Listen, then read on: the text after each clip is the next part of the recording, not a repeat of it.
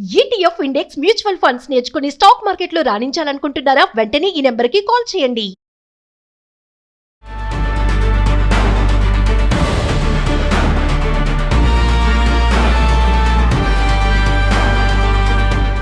నమస్తే, నా పేరు doctor Solomon Raj, advocate, supreme court of India. Welcome to Suman television. UK popular case ఒకటి చాలా వైరల్ గా మారింది. ఏ యూట్యూబ్ ఛానల్స్ మనం ఓపెన్ చేసినా లేదంటే ఇంటర్నెట్ లోకి వెళ్ళినా నందూస్ వరల్డ్ కేస్ అని చెప్పి వస్తుంది. యాక్చువల్లీ నందూస్ వరల్డ్ కేస్ అన్నది వాట్ ఎగ్జాక్ట్లీ ఇస్ దిస్ అని దాని డీటెయిల్స్ లోకి వెళ్తే, అంతకుముందు వీళ్ళకి ఎన్ని కంపెనీస్ ఉన్నాయి? జగర్లమూడి మధుకర్, తర్వాత ఆనే రమానందన్, వీళ్ళిద్దరు కూడా హస్బెండ్ అండ్ వైఫ్.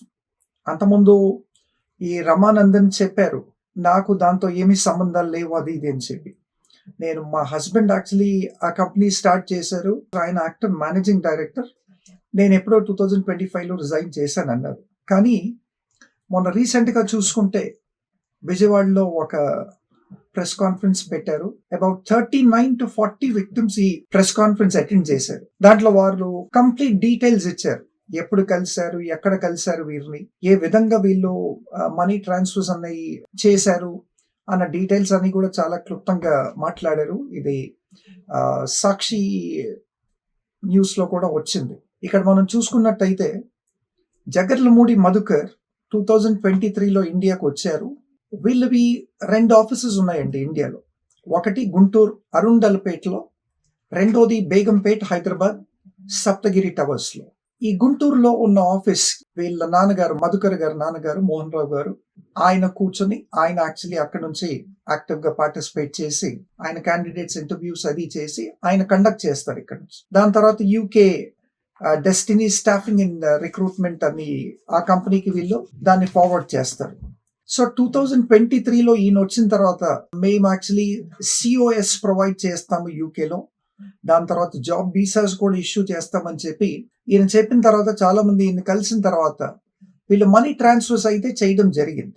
సో అదే కాకుండా ఈ 39 to 40 బాధితులు విక్టిమ్స్ ఎవరైతే ఉన్నారో వీళ్ళంతా కూడా ఒక పర్టికులర్ టీవీ ఛానల్లో అడ్వర్టైజ్మెంట్స్ చూసి వీళ్ళని అప్రోచ్ అయ్యారు. హైదరాబాద్లో అప్రోచ్ అవుతే వీళ్ళతో చెప్పింది ఏంటి వీళ్ళు అంటే, ఇనీషియల్ గా ఒక 50,000 రూపీస్ పే చేయాల్సి ఉంటుంది, టోటల్ ఖర్చు మీకు 12 lakhs అవుతుంది.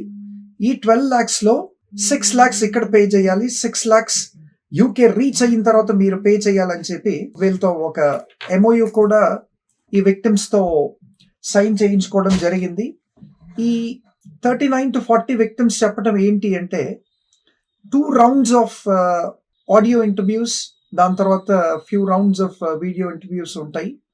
ఈ ఆడియో అండ్ వీడియో ఇంటర్వ్యూస్ మీరు గనక క్రాక్ చేస్తే మీకు జాబ్ వచ్చినట్టే, and we will issue COS and we will see that you will get a job visa అన్నారు. వీటిలో చాలా మంది ఆడియో ఇంటర్వ్యూస్ తర్వాత వీడియో ఇంటర్వ్యూస్ కూడా అటెండ్ అయ్యారు. దీని తర్వాత ఏం జరిగింది అంటే, వీళ్ళ జాబ్ అప్లికేషన్స్ రిజెక్ట్ అయ్యాయి అని చెప్పి వీళ్ళకి తెలియపరిచారు. ముందుగా ఏమన్నారంటే, మీకు బేసిక్ ఇంగ్లీష్ నాలెడ్జ్ ఉంటే చాలు, the rest we will manage and we will see that you will actually get a job. దానికి 6 lakhs ఇక్కడ ఇనిషియల్ గా పే చేయాలి. 50,000 మీరు పే చేసిన తర్వాత వీల్ స్టార్ట్ ద ప్రాసెస్. ఆ తర్వాత మిగతా 5.5 lakhs పే చేయాలి. 6 lakhs ఇక్కడ ఇండియాలో పే చేసిన తర్వాత మిమ్మల్ని అక్కడికి పిలిపిస్తాము, పిలిపించిన తర్వాత మిగతా 6 lakhs ఇవ్వాలి అని చెప్పి అన్నారు. అట్లాగా మోస్ట్లీ వీళ్ళు ఆన్లైన్ ట్రాన్స్ఫర్స్ ఉన్నాయండి. దాని తర్వాత 2023 ఇది 2025-26లో చాలా చాలా ఎక్కువగా న్యూస్ వచ్చింది వీరి గురించి, నందూస్ వరల్డ్ గురించి. కానీ ఒరిజినల్ గా చూసుకుంటే 2023లోనే కొందరు కంప్లైంట్ ఇనిషియేట్ చేశారు. 2023లో ద డెస్టినీ అని ఎక్కడైతే ద డెస్టినీ కన్సల్టెంట్స్ అని గుంటూరు నుంచి ఆపరేట్ చేసిన ఆఫీస్ మోహన్ రావు గారు ఎక్కడైతే కూర్చునేవారు, ఆయన పైన కూడా యాక్చువల్లీ కంప్లైంట్స్ ఉన్నాయి. ఆయన కూడా 2023 నుంచి ఈ వెంట మల్టిపుల్ పోలీస్ స్టేషన్స్. ఈ విక్టిమ్స్ వెళ్ళి కంప్లైంట్ ఇచ్చిన తర్వాత పోలీస్ ఇనిషియేటెడ్ సమ్ యాక్షన్. అప్పటికి ఇంకా అంటే FIRs రిజిస్టర్ అవ్వకపోయినా మోహన్ రావుని అయితే పిలిపించారు, ఎందుకంటే ఆయన ఇక్కడుండి అన్ని కార్యకలాపాలు చూసేవాడు కాబట్టి. తర్వాత FIRs కూడా రిజిస్టర్ అయినాయి. తెలంగాణ ఇబ్రాహీంపట్నంలో కూడా వన్ ఆఫ్ ద విక్టిమ్ ఆయన FIR రేస్ చేయించారు. దాంట్లో Jagarlamudi Madhukar accused number 1, Ramanandana accused number 2, Mohan Rao accused number 3. వీళ్ళైతే అక్యూజ్ నెంబర్ 1, 2 and 3గా ఎఫ్ఐఆర్స్ రిజిస్టర్ అయినాయి. తర్వాత ఏపీలోనూ ఎఫ్ఐఆర్స్ రిజిస్టర్ అయ్యాయి, తెలంగాణ స్టేట్లో కూడా ఎఫ్ఐఆర్స్ రిజిస్టర్ అయ్యాయి. దాని తర్వాత తెలంగాణ పోలీస్ ఏం చేసింది అంటే అన్ని ఎయిర్పోర్ట్స్ ఇన్ ఇండియాకి ఎల్ఓసి మాత్రం ఇష్యూ చేసిందండి, ఆ లుక్అవుట్ నోటీస్. అంటే వీళ్ళు ఇండియాలో ఉన్న ఏ ఎయిర్పోర్ట్ నుంచి అయినా ఇండియాలోకి ల్యాండ్ అవ్వాలి, ఇండియాలో ఎంట్రీ, పోర్ట్ ఆఫ్ ఎంట్రీ నుంచి ఎంటర్ అవ్వాలి అని ప్రయత్నిస్తే మాత్రం they will definitely be arrested. So LOC కూడా ఇనిషియేట్ చేశారు. ఈ విక్టిమ్స్ చెప్పడం ఏంటి అంటే ఈ 39 to 40 విక్టిమ్స్ వీళ్ళ దగ్గర ఇనిషియల్ అమౌంట్స్ కలెక్ట్ చేసిన తర్వాత వీళ్ళకి ప్రాపర్ రెస్పాన్స్ ఇవ్వకుండా వీళ్ళ జాబ్ అప్లికేషన్స్ రిజెక్ట్ అయ్యాయి అని చెప్పి, తర్వాత మీ అమౌంట్స్ అన్ని కూడా రీఫండ్ రావని చెప్పి కూడా అన్న తర్వాత వీళ్ళ సైబర్ క్రైమ్ సెల్ కి కూడా వెళ్ళారు. సైబర్ క్రైమ్స్ లో కూడా they try to lodge a complaint. ఇప్పుడు మనం దీంట్లో లీగాలిటీ చూసుకుంటే will Jagarlamudi Madhukar and Ramanandana will they be punished? If at all they will be punished, what is the benefit for the victims? Will the victims be able to get back all their money? Another question. ఇప్పుడు వీళ్ళు pay చేసిన డబ్బులన్నీ కూడా వీళ్ళకి return వస్తాయా? Merely by registering criminal cases against them, both in Andhra and Telangana. Will the law and order police, where Arundalapet and other police stations, will they be able to recover the money and will they be able to pay it back to the victims? Can the victims be compensated? What is the law saying? What is the legality? What are the chances of recovery?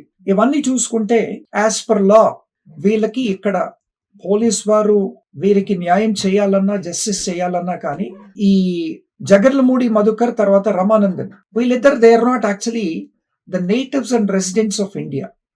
They are not owning any immovable properties. Bank accounts ఏవైతే ఉన్నాయో, ఎక్కడి నుంచి అయితే transaction జరిగాయో, police అయితే bank accounts అన్నిటిని కూడా freeze చేశారు. మరి మనకి క్లారిటీ లేదు వాటిలో ఎంత అమౌంట్ ఉండింది, దాని తర్వాత పోలీస్ ఎంత అమౌంట్ సీజ్ చేసింది అన్నది కూడా క్లారిటీ లేదు. ఆ అమౌంట్ సీజ్ చేసినా గానీ ఆ బ్యాంక్ అకౌంట్స్ లో ఉన్న amounts will it be sufficient to compensate all the 39 to 40 victims? ఇక్కడ హండ్రెడ్స్ ఆఫ్ విక్టిమ్స్ ఉన్నారు అంటున్నారు, కానీ ఇప్పుడు తెరపైకి వచ్చింది ఓన్లీ 39 to 40. వీళ్ళే ఈ ప్రెస్ కాన్ఫరెన్స్ పెట్టారు. వీళ్ళని కాంపెన్సేట్ ఎట్లా చేయాలి? రెండో క్వశ్చన్ ఏంటి అంటే లీగాలిటీ. లీగాలిటీ ఎట్లా? when the amounts collected by the couple, Nandu's World couple, is amounting to crores of rupees, can the law and order police deal with such cases? Does the law and order police have that jurisdiction? ఈ రెండు questions కి మనం answer చూసుకుంటే no. ఒక police station కి, ఒక law and order police station కి several crores economic offence deal చేసే జ్యూరిస్డిక్షన్ లేదు, అథారిటీ లేదు. కనుక ఈ విక్టిమ్స్ అంతా కూడా ఏం చేయాలంటే they have to actually file an application. They have to go and they have to request the police to transfer the case to the economic offences wing. Multi crore scam అయినప్పుడు law and order లోకి రాదు. Multi crore scam అయినప్పుడు economic offences wing కే వస్తుంది. కాబట్టి ఈ cases ని economic offences wing వారు deal చేయాలండి. వాళ్ళకి ఒక special jurisdiction and special authority ఉంది ఫర్ రికవరింగ్ ది ఎంబెజిల్డ్ అమౌంట్స్. ఇక్కడ మనీ లాండరింగ్ ఉంది, చీటింగ్ ఉంది, ఎంబెజిల్మెంట్ ఆఫ్ మనీస్ ఉన్నాయి. కాబట్టి ఈ మనీ లాండరింగ్, ఎంబెజిల్మెంట్ ఆఫ్ మనీ వీటన్నిటినీ కూడా రికవర్ చేయగలిగే ఎనీ ఇన్వెస్టిగేటివ్ ఏజెన్సీ ఉంది అంటే అది ఎకనామిక్ ఆఫెన్సెస్ వింగ్. కాబట్టి వీళ్ళంతా కూడా they have to actually deal with the economic offences wing for recovery. ఇది కాకుండా ఇంకొక లీగాలిటీ మనం చూసుకుంటే ఈ కంప్లైనెంట్స్ ఆఫీషియల్ గా ministry of home affairs and ministry of external affairs కి వెళ్ళి కూడా వీళ్ళు దరఖాస్తు పెట్టుకోవాలి, వీళ్ళు వెళ్ళి రిక్వెస్ట్ చేయాలి. ఈ మినిస్ట్రీ ఆఫ్ ఎక్స్టర్నల్ అఫైర్స్ ఏం చేస్తుందంటే యూకే ఎంబసీ ఇన్ ఇండియాకి, తర్వాత ఇండియన్ ఎంబసీ ఇన్ యూకేకి రాసి వీళ్ళ ఎక్స్ట్రడిషన్ కానీ, లేదంటే వీళ్ళ ఫార్మల్ అరెస్ట్ కానీ, లేదంటే వీళ్ళ డిపోర్టేషన్ కి కానీ ఈ ఎంబసీస్ రిక్వెస్ట్ చేసినప్పుడు UK embassy will definitely direct there concern UK police. దాని తర్వాత వీళ్ళని ఇండియాకి పంపించడం జరుగుతుంది. ట్రయల్ అనేది ఇండియాలో కంక్లూడ్ అవ్వచ్చు. సో ఈ లీగల్ ఇంటిగ్రిటీస్ అన్ని కూడా స్కిప్ చేశారండి. వీటన్నిటిని కూడా యాక్చువల్లీ ఫాలో చేయట్లేదు. ఇప్పటికైతే ఎఫ్ఐఆర్స్ రిజిస్టర్ అయ్యాయి. For example law and order police register చేసింది. Will the law and order police be able to go all the way to UK, arrest them and bring them back here? It's not possible. unless and until the Ramananda couple, the Nandu's World couple, they come to India voluntarily, the law and order police at Arundalpet or even at Ibrahimpatnam, they do not have any right or jurisdiction to arrest them. If they have to go to UK, there's a lot of process and it's not easy for the law and order police to deal with. Andakane, UK embassy has to intervene. The Indian embassy in UK has to intervene. And official complaints have to be lodged at UK. Unless and until these procedures are followed, justice anadi proper ga meet avatam, it's quite difficult and it's a quite lengthy process. Thank you.